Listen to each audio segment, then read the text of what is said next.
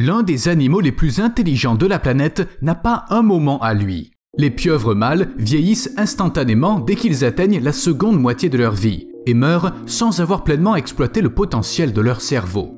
Mais il se passerait quoi si on les aidait à échapper à leur sort? Quel serait alors l'animal le plus intelligent de la planète? On va tout vous dire.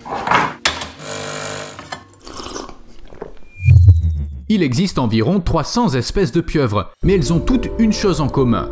Elles vivent très peu de temps. Certaines espèces ne survivent que 6 mois, d'autres jusqu'à 2 ans. La pieuvre géante du Pacifique peut vivre 3 ans, ce qui en fait un véritable ancêtre dans le monde des céphalopodes. Mais pourquoi les pieuvres meurent si jeunes? Étrangement, c'est entièrement la faute de l'évolution. C'est juste qu'elle ne leur a pas donné un moyen sûr de procréer. Je veux dire, pour de nombreux animaux, l'accouplement peut être assez risqué quand la femelle est plus grosse que le mâle. Mais chez les pieuvres, les différences de taille sont parfois époustouflantes. Prenez le genre Tremoctopus par exemple. Les femelles peuvent atteindre 2 mètres de long et les mâles seulement 2,5 cm. Le rapport de poids est d'au moins 1 pour 10 000 et pourrait probablement atteindre 1 pour 40 000. Il est clair que dans ces conditions, la procréation peut s'avérer risquée. De plus, les femelles tuent souvent les mâles après l'accouplement ou pendant celui-ci. Pourquoi? Tout d'abord, une autre pieuvre constitue un dîner nutritif et délicieux, ou du moins une collation selon sa taille. Et puis, parfois la femelle devient soudainement agressive, tout simplement. Pas de chance mon pote, c'est vraiment pas ton jour. Pour se protéger, les pieuvres mâles se sont dotés d'un ectocotyle, une sorte de tentacule modifié spécialement conçu pour la reproduction à distance. Grâce à ce bras supplémentaire, le mâle livre à la femelle tout le nécessaire et en même temps, il prend moins de risques. Est-ce que ça marche? Eh bien, parfois. Chez certaines pieuvres, par exemple les argonautes, un long ectocotyle se détache du corps du mâle et, chargé de tout ce dont il a besoin, nage tout seul jusqu'à atteindre la femelle. Hé, je t'ai pas dit de te détacher! Désolé, le devoir m'appelle!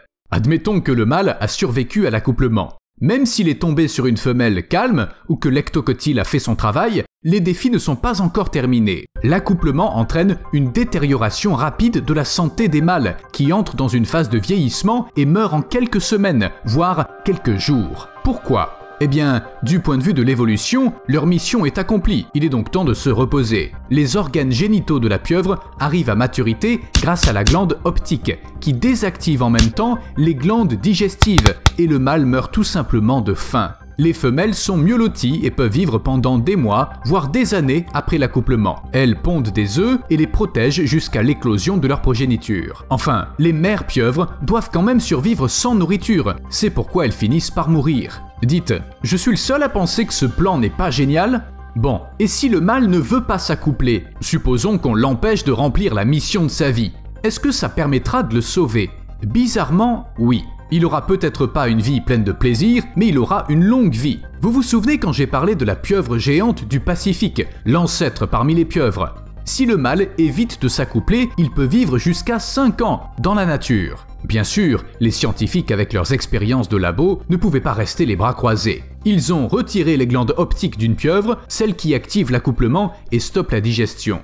La pieuvre a donc cessé de se reproduire, s'est mise à manger et à grandir, et sa durée de vie s'est considérablement allongée. Attendez, si les pieuvres peuvent vivre plus longtemps, pourquoi l'évolution les condamne à mort? Apparemment, les chercheurs ne sont pas encore certains de la réponse. Si on ne tient pas compte des réponses du type « c'est ce que voulait l'évolution », la raison réside peut-être dans la surpopulation. Après tout, les pieuvres naissent en très grand nombre. Parfois, le nombre d'œufs fécondés atteint 70 000. Il n'y aurait plus que des pieuvres dans l'ensemble des océans si la nature n'avait pas trouvé le moyen de s'en débarrasser. Mais revenons à la question de leur durée de vie. Et si toutes les pieuvres vivaient au moins 2 ans de plus? Le truc, c'est qu'elles sont vraiment très intelligentes. Dévisser des couvercles, se faufiler dans des trous minuscules et se camoufler parfaitement ne sont qu'une partie des capacités de la pieuvre. Chaque tentacule de la pieuvre peut agir comme s'il possédait son propre intellect et sa propre volonté.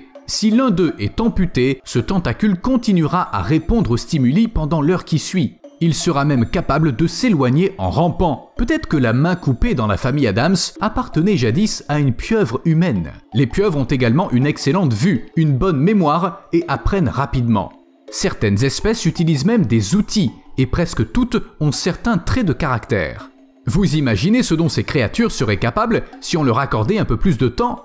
Est-ce qu'elles deviendraient aussi intelligentes que moi? Je suis devenu si brillant que c'est comme si j'avais vécu pendant 100 milliards de billions d'années sur des billions et des billions de planètes comme ça, tu vois?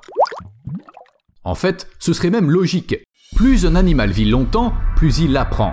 On sait que les pieuvres peuvent apprendre à accomplir certaines tâches en regardant d'autres animaux le faire, y compris les humains. Les pieuvres en captivité apprennent souvent à jouer et à résoudre des énigmes, sans quoi elles s'ennuient. Et oui, c'est le revers de la médaille d'avoir un intellect développé. On a besoin d'être occupé à quelque chose. Dans la ville allemande de Cobourg, une pieuvre nommée Otto était connue pour jongler avec ses compagnons d'aquarium et lancer des pierres pour briser les vitres. À plusieurs reprises, Otto a même provoqué des courts-circuits en projetant un jet d'eau dans le plafonnier. Comment il pouvait savoir comment fonctionne l'électricité? Aucune idée. Pourtant, d'une façon ou d'une autre, Otto a appris ça. Est-ce que quelqu'un a oublié un livre de physique à côté de l'aquarium? Attrapez-la! Elle en sait trop! Donc, ça veut dire que si les pieuvres se mettent à vivre très longtemps, elles seront capables de nous vaincre et de prendre le contrôle de la planète. Après tout, ça a bien marché pour les humains. À une époque, nos lointains ancêtres pouvaient à peine survivre jusqu'à 30 ans. Le manque de nourriture, les maladies et autres problèmes les empêchaient tout simplement de vivre vieux. Mais de nos jours, on peut facilement atteindre les 70 ans. On pourrait même dire que 70 ans, c'est la nouvelle barre des 30 ans dans le monde moderne. Et dès que les humains se sont mis à vivre plus longtemps, ils ont pu trouver le temps d'inventer, d'explorer et de conquérir la planète. Alors, est-ce qu'on est bien sûr que c'est une bonne idée d'augmenter la durée de vie des pieuvres? Et si elles arrivaient vraiment à conquérir le monde? Et puis, je sais pas, si elles décollaient pour conquérir l'espace? Du calme. Oui, les pieuvres sont très intelligentes, mais elles se développent très lentement. Vu leur état actuel, elles seraient incapables de sortir de l'eau pour mener une guerre contre les humains. Les pieuvres ont besoin de rester humides pour survivre. Elles pourront pas évoluer rapidement. Au cours des 300 millions d'années écoulées, les pieuvres n'ont pas beaucoup changé, alors que les humains n'existent que depuis 200 000 ans et qu'au cours de cette période, ils ont conquis la planète. D'un autre côté, les pieuvres seraient très à l'aise dans l'espace. Elles ont une flottabilité nulle. Elles ne flottent pas, ni ne coulent pas, ce qui signifie que la gravité ne les concerne pas. Alors que... Vous avez vu comment les vertébrés se comportent en apesanteur? Ils sont terrifiés.